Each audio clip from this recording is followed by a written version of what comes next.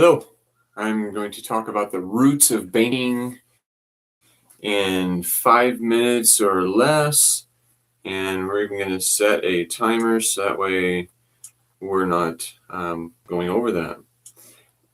Let's do starting now.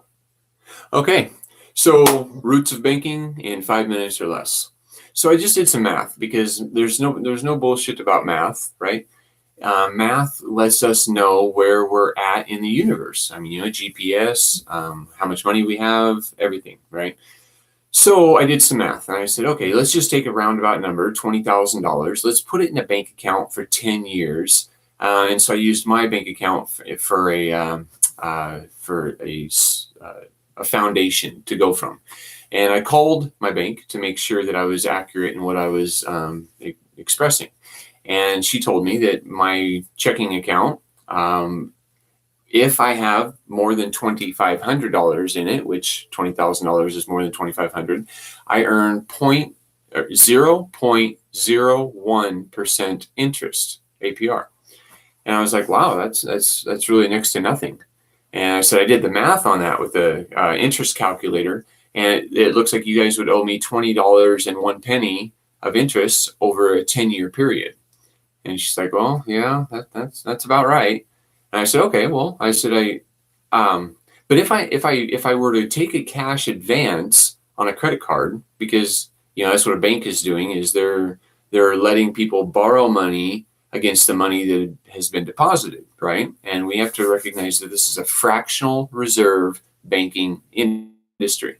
And fractional reserve banking means that they can make more loans than what they actually have as cash available in the bank, right? Or even in production. That's a lot of our debts today don't even have the cash to settle them. And so what we do is we take a math of what we're being charged to use money. And my credit card, if I were to take a cash advance on my credit card, it's 23.79% interest APR. I was like, wow, that's a lot different than 0.01% interest. And I said, let's put it into an interest calculator and let's see how much we are actually being charged to borrow money versus how much we're earning to let the bank borrow our money.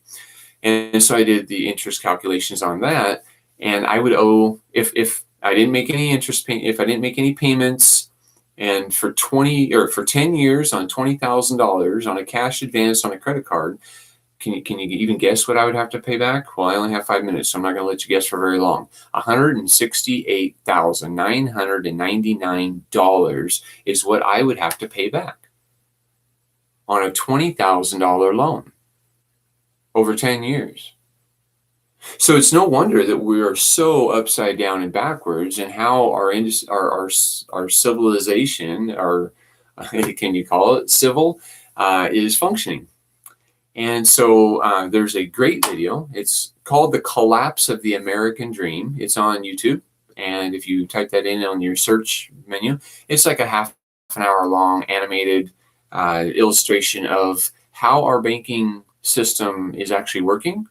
And the intricacies of why it's working that way and how it's evolved from us trading in cows versus sheep versus a pretty rock versus whatever, and they turned it into dollars. And then we have to realize that these dollars are a representation of, or they're supposed to be a representation of value, but right now they're just a representation of debt.